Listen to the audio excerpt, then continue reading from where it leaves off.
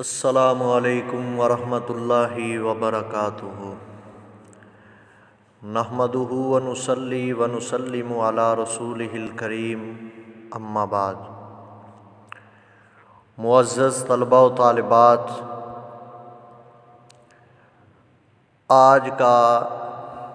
ہمارا جو سبق ہے وہ سبق نمبر 25 ہے، اور جو ہم نے آؤ دین سیکھیں کورس شروع کیا تھا اس کے کل اسباق بھی 25 ہیں۔ تو آج ہم اس کورس کی آخری کلاس میں چند انتہائی اہم باتیں وہ سیکھیں گے۔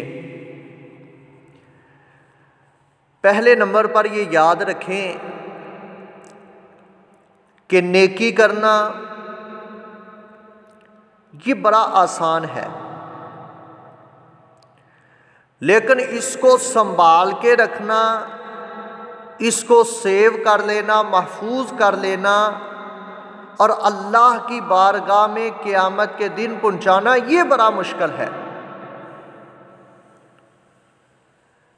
فی زمانہ اس وقت اللہ تعالیٰ نے ہم پر بے شمار احسانات کر دیے ہیں کہ ہمارے لیے دین سیکھنا بھی آسان ہے،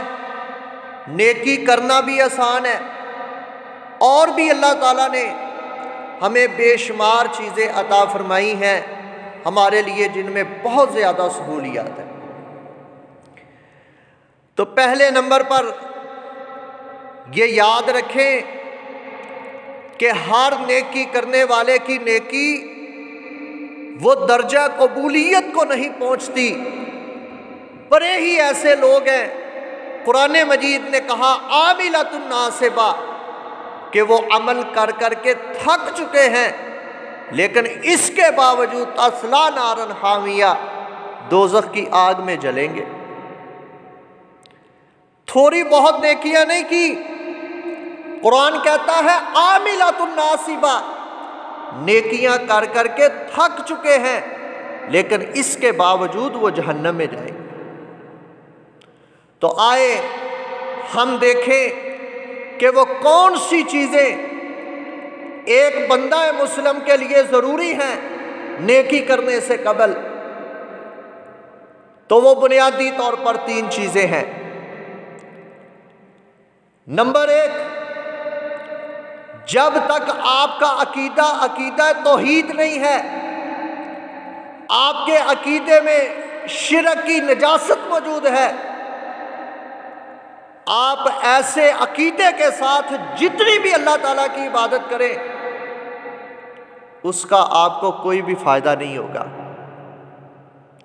قرآن مجید بیان کرتا ہے انہ من یشرک باللہ فقد حرم اللہ علیہ الجنہ، کہ جو بندہ اللہ کے ساتھ شرک کرتا ہے، اللہ کی صفات کو اس کی مخلوق کی صفات میں شمار کرتا ہے، جو اللہ کی صفات ہیں ان کو اس کی مخلوق میں سمجھتا ہے، مخلوق اور خالق میں فرق نہیں کرتا، اللہ کی ذات کے ساتھ شرک کرتا ہے، تو فرمایا ایسے بندے پہ اللہ نے اپنی جنت کو حرام کر دیا۔ اب مشرک جتنی مرضی نمازیں پڑھے، جتنے مرضی روزے رکھے، جتنا مرضی صدقہ و خیرات کرے، اگر اس کے عقیدے میں شرک کی نجاست موجود ہے تو وہ بندہ اللہ کی جنت میں نہیں جا سکتا۔ تو اس لیے ہمیں بنیادی طور پر یہ دیکھنا ہوگا کہ کیا ہمارے عقیدے میں شرک کی نجاست، پلیدگی، گندگی تو موجود نہیں ہے۔ اگر ہے تو پہلے اپنے عقیدے کو صاف کریں۔ عقیدہ صاف ہوگا تو آپ کے نیک اعمال آپ کے کام آئیں گے۔ اور دوسرے نمبر پہ نماز پڑھ لینا ہی کافی نہیں ہے، روزہ رکھ لینا کافی نہیں ہے، حج کر لینا، زکوٰۃ ادا کر دینا ہی کافی نہیں ہے، بلکہ ایک ایک نیکی کو اللہ کے رسول صلی اللہ علیہ وسلم کی سنت کے مطابق جیسے آپ نے بیان کیا ہے یا کر کے دکھایا ہے اس انداز میں نیکی کرنا، تب وہ نیکی اللہ کے ہاں قابل قبول ہوگی۔ جس نیکی پر اللہ کے رسول صلی اللہ علیہ وسلم کی مہر ثبت نہیں ہوگی، وہ نیکی کل قیامت کے دن اللہ تعالیٰ نے اس کو قبول نہیں کرنا۔ فرمایا من عمل عملا لیس علیہ امرنا فہو رد، کہ جس بندے نے کوئی ایسا عمل کیا جس پر نبی صلی اللہ علیہ وسلم کا حکم نہیں ہے، اس نے اپنی منمانی کی، اپنی مرضی سے وہ کام کیا، نہ اللہ کے رسول نے اس کا حکم دیا، نہ آپ صلی اللہ علیہ وسلم نے اس کا کوئی ٹائم اور وقت بتایا، بندہ خود ہی وہ نیکی بناتا ہے، خود ہی اس کا وقت خاص کرتا ہے، اس خاص وقت میں وہ خاص نیکی کرتا ہے، خاص طریقے کے ساتھ کرتا ہے، نہ نبی صلی اللہ علیہ وسلم کی احادیث میں نہ اللہ کے قرآن میں اس کا کوئی ثبوت ملتا ہے، اور وہ خود اس کو نیکی سمجھ کے سر انجام دیتا ہے، ایسی نیکی نیکی نہیں ہوگی۔ نیکی وہ ہے جو اللہ کا قرآن بتائے یا نبی صلی اللہ علیہ وسلم کا فرمان بتائے، وہ نیکی ہے۔ جو اللہ اور اس کے رسول نے نہیں بتایا وہ نیکی نہیں ہے۔ اور یہی بات اللہ کے رسول صلی اللہ علیہ وسلم جب دنیا سے جا رہے ہیں تو کیا اللہ تعالیٰ فرماتے الیوم اکملت لکم دینکم واتممت علیکم نعمتی ورضیت لکم الاسلام دینا۔ فرمایا اے میرے نبی، میں نے آپ کی زندگی میں دین اسلام کو مکمل کر دیا ہے، اب اس میں نہ کمی کی گنجائش ہے نہ اضافے کی کوئی گنجائش ہے۔ تو اس لیے نماز اللہ کا حکم ہے اور طریقہ اللہ کے رسول صلی اللہ علیہ وسلم نے بتایا ہے، اگر اسی بتائے ہوئے طریقے کے مطابق نماز پڑھیں گے تو اللہ کے ہاں قابل قبول ہے۔ اگر طریقہ اپنا ہوا، اپنی منمانی اور مرضی کے ساتھ، جہاں پہ دل آیا ہاتھ باندھ لیے، جہاں پہ دل آیا ہاتھ چھوڑ دیے، جو دل میں آیا دعا پڑھ لی، نہیں آیا تو نہ پڑھی، اپنی طرف سے نماز کی شکل بنا لی، تو ایسے عمل اللہ کے ہاں قابل قبول نہیں ہوں گے۔ تو پہلے نمبر پہ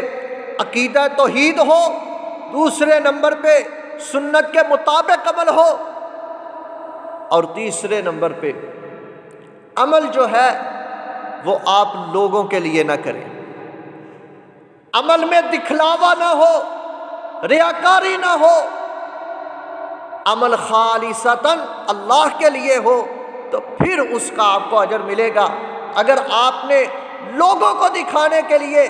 لوگوں کی باتوں سے بچنے کے لیے کوئی نیکی کا کام کیا تو اس کا صلہ آپ کو دنیا میں تو مل سکتا ہے، لوگ باتیں کریں گے، آپ کی تعریف کر دیں گے، لیکن آخرت میں آپ کے لیے کچھ نہیں ہوگا۔ نبی صلی اللہ علیہ وسلم نے فرمایا جہنم کی آگ جن 3 بندوں کی چربی کے ساتھ سب سے پہلے تیز کی جائے گی، جن کو سب سے پہلے جہنم میں پھینکا جائے گا، ان میں سے اللہ کے رسول صلی اللہ علیہ وسلم فرماتے ہیں ایک سخی ہے جو خرچ کرتا تھا لیکن اپنے نام کے لیے کرتا تھا، لوگوں کو دکھانے کے لیے کرتا تھا، عمل میں اخلاص نام کی چیز نہیں تھی، تو فرمایا وہ بندہ جہنم میں جائے گا۔ اسی طرح ایک عالم دین جو دین کا کام تو کرتا تھا لیکن اپنے نام کے لیے، شہرت کے لیے، دکھلاوے کے لیے، اس کو بھی اس دعوت نے، اس تبلیغ نے قیامت کے دن فائدہ نہیں دینا، جہنم میں جائے گا۔ اسی طرح وہ بندہ جو اپنی جان تک کو اللہ کی راہ میں قربان کرنے والا ہے، شہید ہو گیا اللہ کی راہ میں، وہ بھی اپنی بہادری کے جوہر دکھانے کے لیے لڑا کہ لوگ میرے پیچھے واہ واہ کریں، میری بہادری کے قصے بن جائیں، دکھلاوے کے لیے لڑتا ہے، اخلاص نہیں ہے عمل میں، تو فرمایا یہ بھی کل جہنم میں جائے۔